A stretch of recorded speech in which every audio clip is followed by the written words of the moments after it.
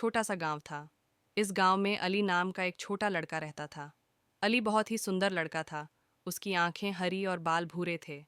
वह बहुत दयालु और मेहनती भी था। अली उस गांव में अपने दादा दादी के साथ रहता था। उसके माता पिता बहुत पहले मर चुके थे। वह अपने दादा दादी से बहुत प्यार करता था।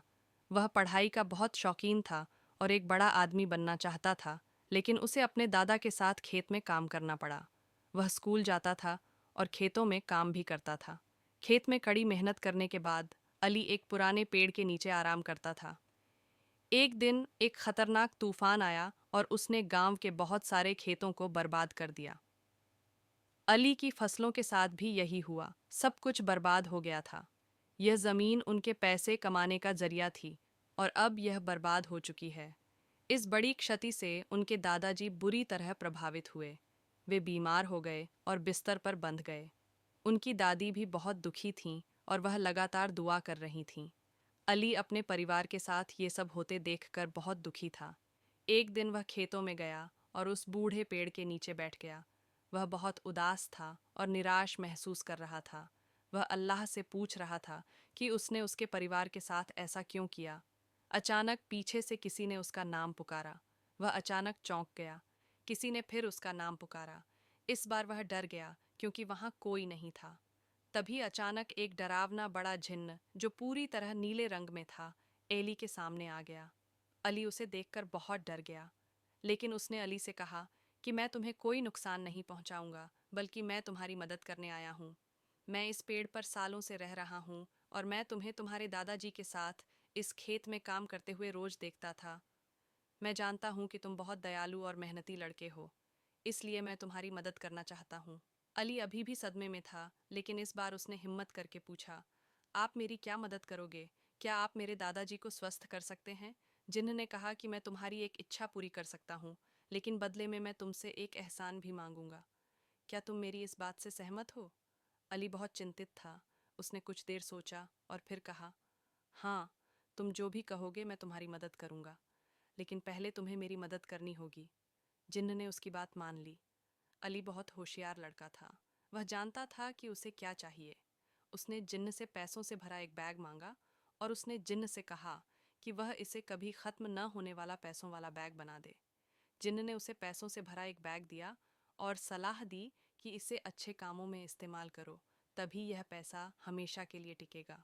अली ने हाँ में सिर हिलाया। अली घर वापस गया और उसने अपने दादाजी के स्वास्थ्य के लिए पैसे खर्च किए। उसने इस पैसे से गांव के सभी लोगों की मदद भी की और धीरे धीरे सब कुछ सामान्य हो गया। फिर अली उस पेड़ के पास गया और जिन्न से अपनी मांग के बारे में पूछा। जिन्न हंसा और बोला, मुझे लगा था कि तुम वापस नहीं आओगे। अली ने जवाब दिया कि मैं अपना वादा क्यों नहीं निभाऊंगा। मैं एक ईमानदार लड़का हूँ और अपने वादे निभाता हूँ। चिंता मत करो और जो भी कहना है मुझे बताओ। तुमने मेरी बहुत मदद की है और अब मेरा समय आ गया है कि मैं तुम्हारा एहसान चुकाऊं। जिन्न मुस्कुराया और कहा, ठीक है। उसने अली से कहा कि वह उसके लिए कुछ ऐसा लाए जो हमेशा के लिए रहे और कभी खत्म ना हो। अली यह मांग सुनकर हैरान हो गया। उसने जिन्न से पूछा, और वह चीज़ क्या है? जिन्न ने कहा कि मैं यह फैसला आप पर छोड़ता हूँ। अब अली उलझन में पड़ गया। वह घर वापस चला गया और सोचता रहा, लेकिन उसे ऐसी कोई चीज़ नहीं मिली। वह बहुत चिंतित था कि इस तरह से वह जिन्न को वह नहीं दे पाएगा जो वह चाहता था। बहुत सोचने के बाद उसे पैसों की थैली याद आई। उसने थैली उठाई और जिन्न के पास गया। उसने थैली जिन्न को देते हुए कहा कि यह एकमात्र ऐसी चीज़ है जो मैं तुम्हें दे सकता हूँ, जो हमेशा के लिए रहेगी, क्योंकि हमारी मानवीय दुनिया में सभी चीज़ें अस्थायी हैं। ये हमेशा के लिए रहेगी क्योंकि यह जादुई है और तुम इसे अच्छी तरह से जानते हो। जिन्न बैग देखकर बहुत खुश हुआ और बोला, अली, तुम बहुत ईमानदार और होनहार लड़के हो। मैंने पहले भी बहुत से लोगों की परीक्षा ली है, लेकिन किसी ने भी मेरा बैग वापस नहीं किया, क्योंकि वे सभी लालची हो गए थे। लेकिन तुम अपनी बात पर अड़े रहे।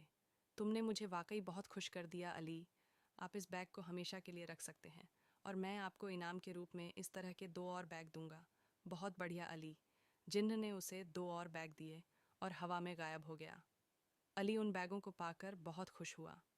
वह खुशी खुशी घर वापस चला गया। यह उसके जीवन के सबसे अच्छे दिनों में से एक था। यह कहानी हमें यह सीख देती है कि ईमानदार लोगों को हमेशा पुरस्कृत किया जाता है। हमें हमेशा अपने वादे पूरे करने चाहिए। अभी के लिए अलविदा। हम एक नई कहानी के साथ वापस आएंगे। फॉलो करें और सब्सक्राइब करें।